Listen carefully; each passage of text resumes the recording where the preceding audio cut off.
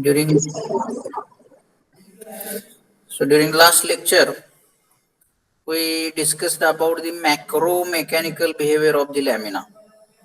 As far as concerned with the syllabus of M.Tech Mechanical Design Engineering for the subject theory and analysis of composite material, inside which the first topic which we studied, that is introduction of composite material, inside which we have studied the definition, classification, types of matrix materials, and reinforcements, characteristics, selections, fiber composites, laminated metals composites, matrix composites, particulate composites, etc.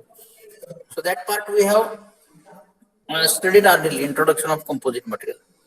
In macro mechanical behavior of lamina, we studied the Hooke's law for different types of materials. The different types of materials inside that we studied with anisotropic and non-homogeneous, then anisotropic homogeneous, then monoclinic type of materials, then transversely isotropic material, orthotropic materials, transversely isotropic materials, and isotropic materials. So that type of materials we studied in the Hooke's law for different types of materials. Inside that, starting from anisotropic and non-homogeneous, anisotropic, homogeneous, monoclinic, orthotropic, transversely isotropic, and isotropic. These are the different types of materials, and how this Hooke's law changes for each and every type of material that we have studied in macro mechanical behavior of lamina. So derivation of 9 dependent constants for orthotropic material, that part also we have studied. Two-dimensional relationship of compliance and stiffness matrix, that is also we have studied what is meant by compliance matrix, what is meant by stiffness matrix. Then plane stress in orthotropic material, strength of orthotropic lamina. So that part we have studied in a macro mechanical behavior of lamina. Now we are moving further for this micro mechanical behavior of lamina.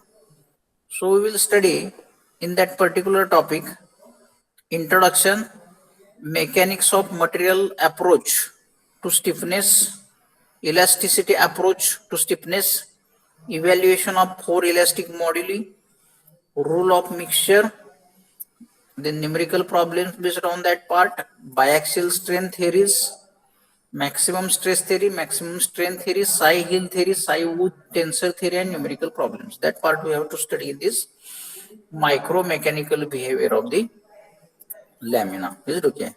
So with this part, now already we are familiar with the macro mechanical, and now we are moving toward this chapter micro mechanical analysis of lamina. Is it? See, basically step by step we try to understand what is meant by laminate and what is meant by lamina. That difference we have studied first of all. So in order to become a lamina, number of laminates that comes together to form one lamina. Okay. So number of different layers. One layer we are considering as a laminate, and such a number of layers comes together to form one lamina. One layer of matrix, one layer of reinforcement. Likewise, these different layers one by one will be kept like one heap, and then whatever the structure we get, that we consider as a lamina. We are carrying analysis of that lamina. When word analysis comes, then analysis, that means that we are carrying different bending analysis, buckling analysis, vibration analysis, strength analysis, then stiffness, then finding forces, then finding stresses, strains, etc. Displacements, deformations, identifying all these things will be considered to be analysis. Is it okay? So first of all, one by one, we will try to understand. Lamina is such a structure where different laminates come together to form this total layer. Number of these total layers together will be called as lamina. And to carry out the analysis, in that analysis, maybe the deformations, deflections, maybe in terms of bending, buckling, or tensile, compressive, etc. All these kinds of deformations, then displacements, the strength, stress, All these things will be considered in the category of analysis. Is it okay? So analysis of lamina, that part will be considered by that way. Is it okay? Then in first case that was macro mechanical. Is it okay? So macro mechanical, when that word comes, macro mechanical, the meaning of macro mechanical is that when we consider this body as a whole, and if we carrying the analysis, that will be considered as macro mechanical analysis. But when we doesn't consider the body as a whole, when we consider this body as different from that total constituents, that is the analysis on the basis of microstructural part, micro part which is present inside this material, that will be micromechanical analysis. And when we consider this as a whole body, then with reference to whole body considerations, the kind of analysis carried is considered to be मॅक्रोमेकॅनिकल. हा दोन्हीतला फरक पहिल्यांदा समजून घ्या. What is difference between macro mechanical analysis and micro mechanical analysis. आणि ज्यावेळेस आपण ती body, when we consider this as a total plate, as a one unit, we are not going constituent wise what is present inside that. At micro level, what is the bonding, then what is the property of matrix, what is the property of reinforcement, like this we are not studying. In that case we will consider this part as a macro mechanical. But when we go for constituents wise, which kind of matrix is used, which kind of reinforcement is used, what kind of bonding is present in between matrix and reinforcement, then how they are bound together, what are the chemical reactions in between them, what any kind of voids are present, whether bonding is proper or not, like this n number of parameters when we consider. In that case, that will be the study carried by micro mechanical analysis. Is it okay? As far as concerned with micromechanical, macro, when macro this word was used previously, when in second chapter we studied macro mechanical analysis of the lamina, at that time we have gone ahead with different elastic constants. As far as concerned with any material, in general, whenever these are isotropic materials, we consider as four elastic constants. But independent elastic constant which requires in order to identify the property of the material are two in case of isotropic material. Means when we recently we discussed about the different types of materials. Inside that, the first category of material which we consider as a complex geometry is this considered to be a non-homogeneous and anisotropic. If the material is anisotropic, if it is non-homogeneous, then we require 36 number of elastic constants, independent elastic constant. 36 number of independent elastic constants in order to analyze the relationship between stress and strain. In that case, that will be the kind of material which is considered in the category of anisotropic and non-homogeneous.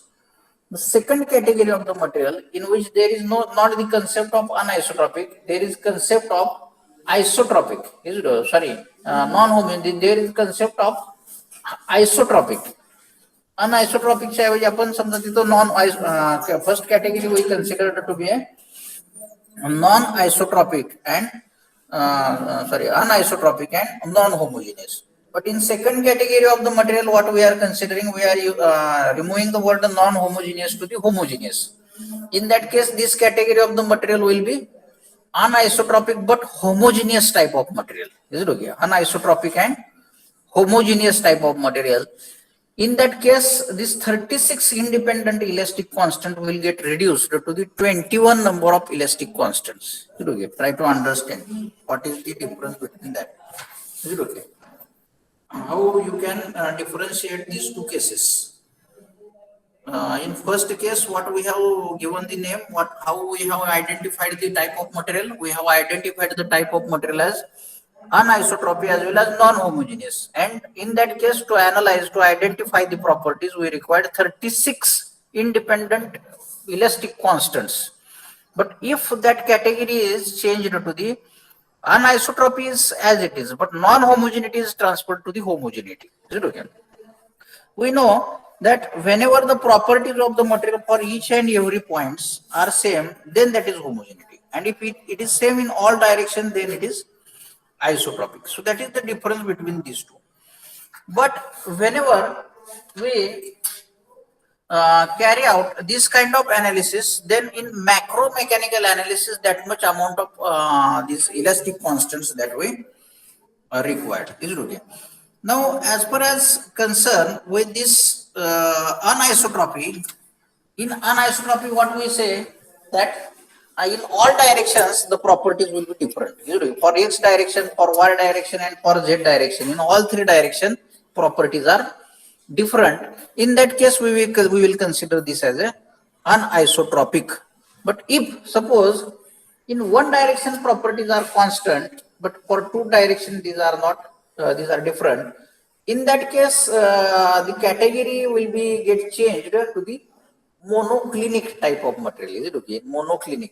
If we take long wire, then in this direction of the wire where it is going ahead, the property will remain same. In that x, suppose this is in moving in x direction, long wire moving in x direction, the property will remain same in x direction. But for y and z, it will be different. Is it okay? For x direction, this wire is moving. So if we elongate that wire, in x direction elongation will be more. But for y and z direction, properties will be different. Is it okay? So in that case, this kind of material category will be monoclinic type of material. Is it okay? So we have moved from anisotropy non-homogeneity to anisotropy homogeneity to now monoclinic and homogeneous material. So monoclinic and homogeneous material, how we can analyze. Is it okay? Then the fourth category of the material which we consider, that is the orthotropic. In two direction properties are same, but in third direction properties vary. Suppose in x and y direction properties are remaining same, but in z direction properties different. In that case, we are considering that kind of material as orthotropic material. Okay, try to understand how these are different from each other.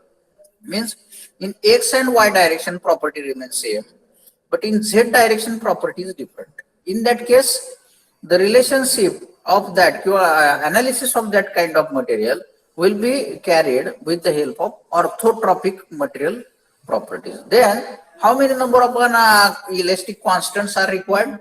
In first case category of material, when anisotropic non-homogeneous 36, anisotropic homogeneous 21.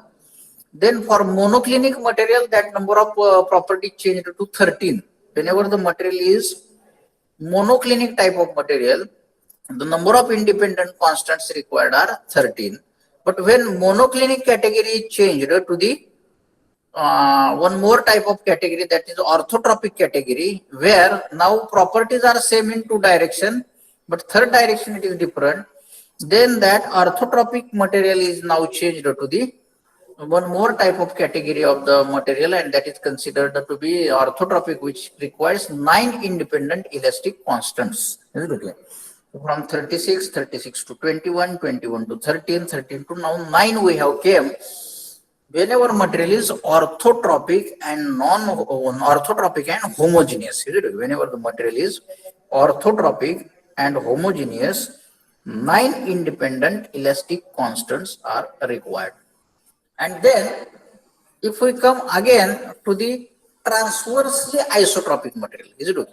Transversely isotropic means in one diagonal, if on opposite to that diagonal, if we go, there is symmetry.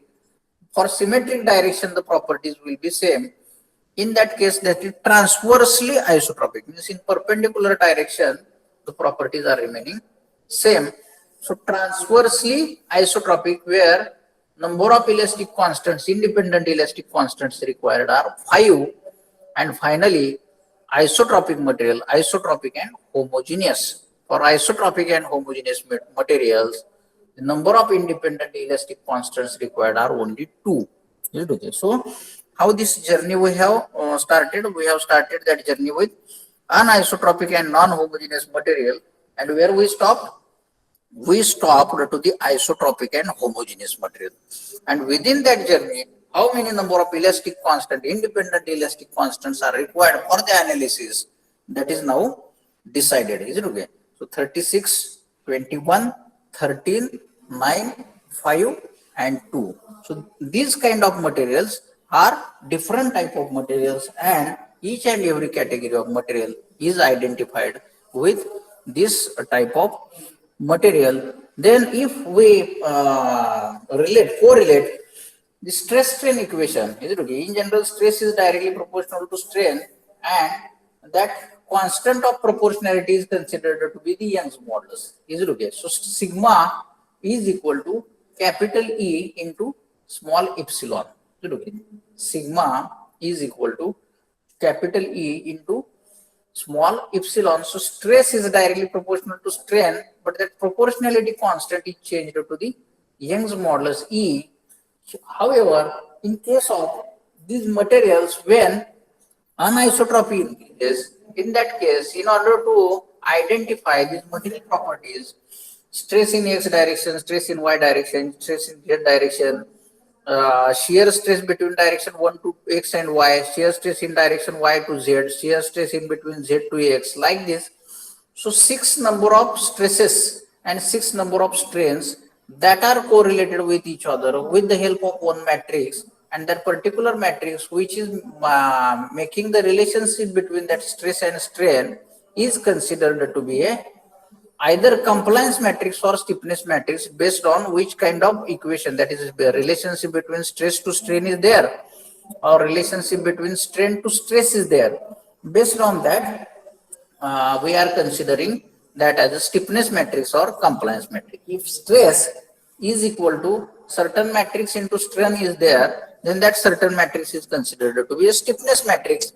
But if strain is equal to certain matrix into stress is there, then that certain matrix is considered to be a compliance matrix. Is it okay? So what is stiffness matrix, what is compliance matrix, what are the different types of materials, what is the Hooke's law, how many independent elastic parameters are required in order to establish the relationship between stress to strain or strain to stress.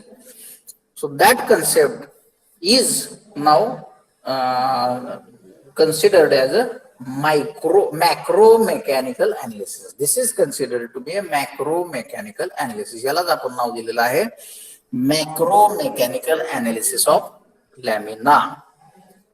But now hereafter we are going to study with a different kind of analysis, and that analysis is considered to be micro mechanical analysis of lamina. So that is the difference between macro mechanical and micro mechanical. As far as concerned with that body, if it is considered as a whole body without any constituent properties, this kind of analysis will be macro mechanical kind of analysis. But if we are now taking into consideration what is the properties of matrix, what is the properties of the reinforcement, how these two properties are combined together in order to form the composite, then that will be considered to be micro mechanical analysis of lamina. Is it okay? Now here, if we consider here, then we'll come to know that for any analysis, the kind of properties we are required, inside which number of times coefficient of thermal expansion is required, elastic modulus is required, coefficient of moisture expansion is required. So elastic modulus, that is 4 elastic modulus E mu G K, that are the structural properties. When we have to identify the strength of that material, we are going for the structural analysis. And in that structural analysis, what is the Young's modulus, what is the Poisson's ratio, what is meant by shear modulus, what is meant by bulk modulus, that E mu Z K, that are taken into consideration in order to have the relationship between stress and strain, and that is studied with the basis of this 4 elastic constant or 4 elastic modulus. So in general, 4 elastic modulus, 5 strength parameters, 2 coefficient of thermal expansions, 2 coefficient of moisture expansions, that are taken into consideration for unidirectional lamina. Is it okay? So with this, whatever the figure is shown, आता या समोर तुम्हाला figure दिसत असेल. So What is non-homogeneous and what is homogeneous, that we can study here. So this particular figure is considered to be homogeneous lamina, where the small fiber elements which is shown here is true. So here you can see these are the small fiber elements which are present here. So these are the small fiber elements which are present here. So that fiber elements when travels from this surface to opposite surface, is it okay? One end to another end, likewise whenever that are moving here, then that is considered to be non-homogeneous lamina.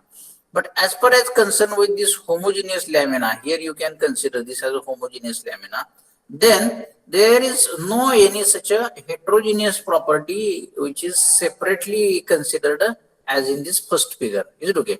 In this first figure, we are considering the heterogeneous properties of this reinforcement which is embedded inside this matrix material. But for homogeneous material lamina, what we consider that properties will remain same in all each and every point. So this is considered the case of homogeneous lamina here. Is it okay? So what is non-homogeneous, homogeneous lamina, and in that case for micromechanical analysis, how this is considered here. Is it okay? Now coming to very important part of this micromechanical analysis, inside which volume and mass fraction, density and void contents, that is very important point in case of micromechanical analysis. Either this analysis is on volume basis or that is on weight basis or mass basis. That is in general decided. Is it okay? Whether the analysis is carried on the basis of volume or it is carried on the basis of mass. So that is very important because uh, density is influenced with the help of mass upon volume. So that's why if we consider on the basis of this volume or on the basis of weight, then the properties of these materials will be different for different weight fractions and different volume fractions. Is it okay? So that is again related with each other with the help of density function. Is it okay? Then one more thing which is important always in case of material, whatever may be the kind of material, whether it is metal or non-metal or any composite, particulate or any kind of this laminated type of composites, etc., then always these voids are always threatening parameters, or these voids are always negative parameters. If void content is more, definitely that will degrade the material properties. So in micromechanical analysis, this void content is always considered as one kind of parameter. Is it okay? If void contents are large, that will definitely degrade the material properties, and whatever the assumptions we have made in that assumption, in general, from our second year also you have studied, then each case there is general assumption. ज्या ज्या वेळेस आपण हे isotropic असं consider करतो, whenever we assume the material, in each case whenever our assumptions are there, our first assumption is material is isotropic, material is homogeneous, material is free from any kind of void, material is continuous. Is it okay?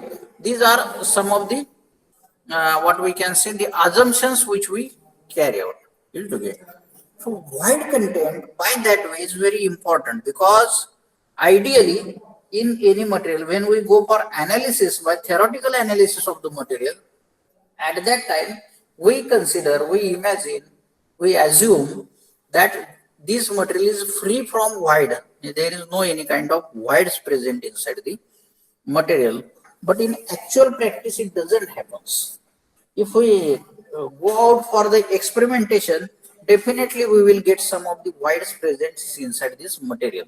Because what happens, if we go for the casting process, then during casting process, whenever the material starts to cool, at that time, if we make any kind of mistakes during pouring, then there is in general maybe the cause due to which voids will get created. Or suppose these gases are evolving from this casting, if that gas get entrapped inside this melt, then that will form one kind of void. Is it okay?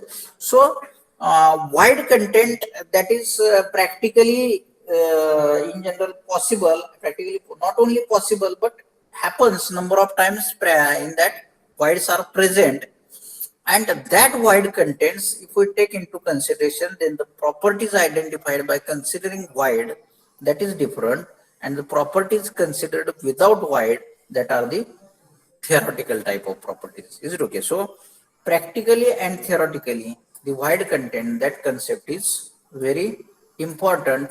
So that's why a number of times theoretical properties and practical properties are different. In practice, properties are number of times smaller than theoretical properties, because in theoretical properties we consider that there is no any kind of void content. But in micromechanical analysis, in macromechanical we consider there is no void. But in micromechanical analysis we consider the voids. And that's why in general, the properties identified on the basis of micromechanical analysis, that are more correct as compared to macromechanical analysis. Okay. In case of macromechanical analysis, in general, the assumption is 100% pure material, 100% material which has no any kind of void contents, etc. But in actual practice, this doesn't happen. In micromechanical analysis, we may consider that suppose 4% void is present, 1% void is present inside the material. Then by considering that void content, when properties of the material we are identifying, then that kind of material properties will be more appropriate, more correct as compared to this macromechanical behavior. Is it okay? So the basic difference between macromechanical and micromechanical, that we should understand first in order to go ahead further, in order to identify the different properties. Because in case of macromechanical analysis, we doesn't consider the properties of matrix and properties of reinforcement. In case of macromechanical analysis, we consider whole as a Young's modulus, whole as a bulk modulus, whole as a shear modulus. Means suppose any material is manufactured, and that material when tested, after testing we get suppose some certain Young's modulus, certain shear modulus, certain bulk modulus, etc. And that properties are used for the further analysis, then that we will consider as a macromechanical analysis. But in micro analysis, earlier stage, we can predict the material properties. Suppose I am going to use epoxy and carbon material, then what is the strength of carbon, what is the strength of epoxy, what is the percentage of carbon, what is the percentage of epoxy. Based on that, if analysis is carried, and based on that analysis, if suppose I am getting certain properties, then that properties will be considered to be the type of properties which are carried based on the micromechanical analysis.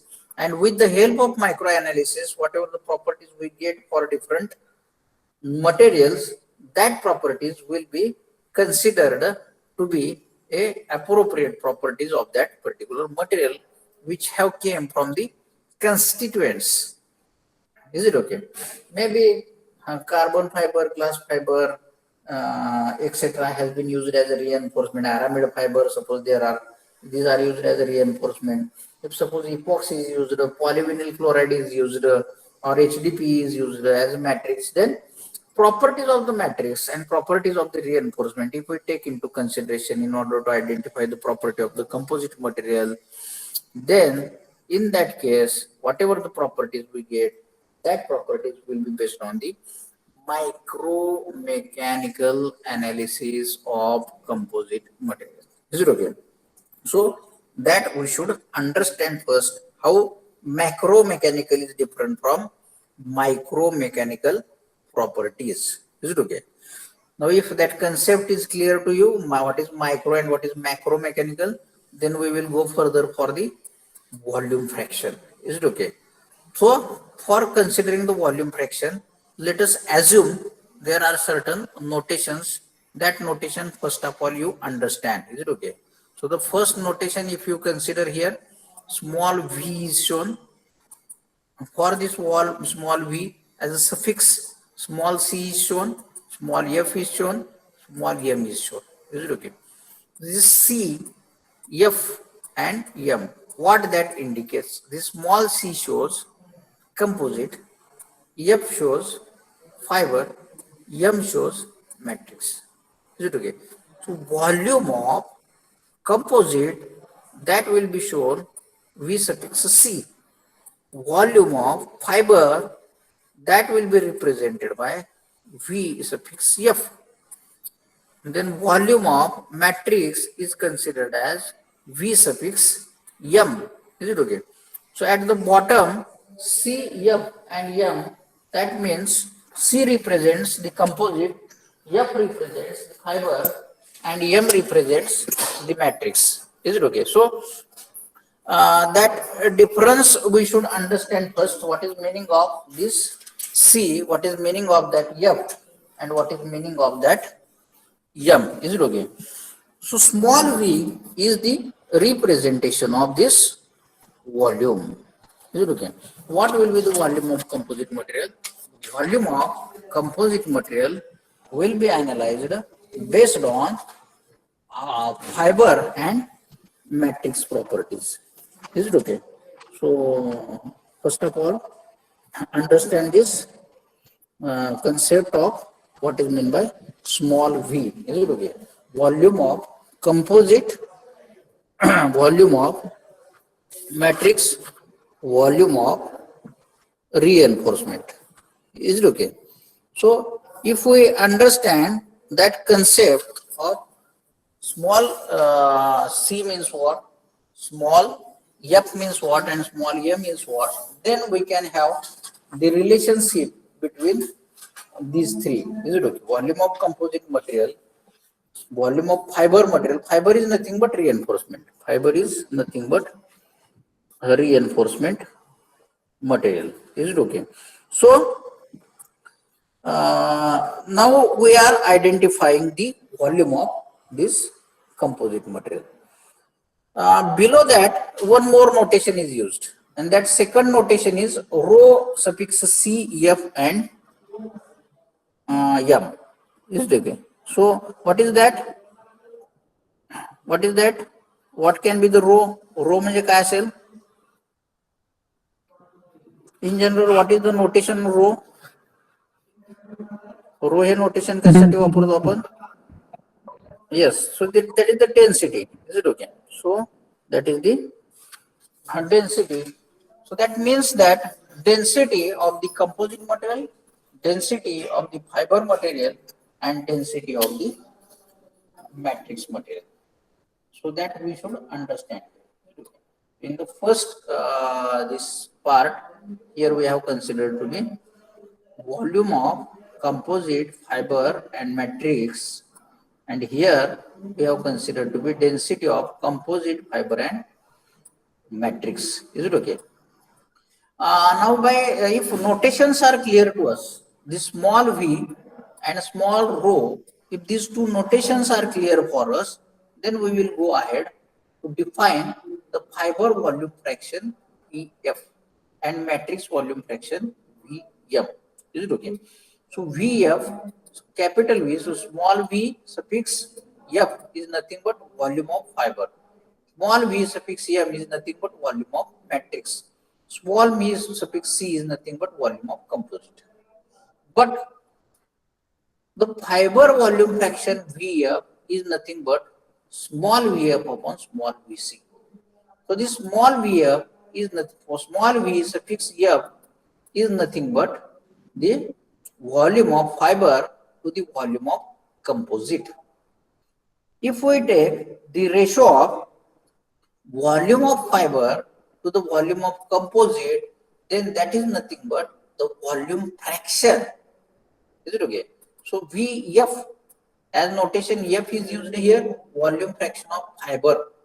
Is it okay? V suffix M is nothing but volume fraction of fiber, and volume fraction of fiber, which is this particular is given by the ratio of volume of fiber to the volume of composite.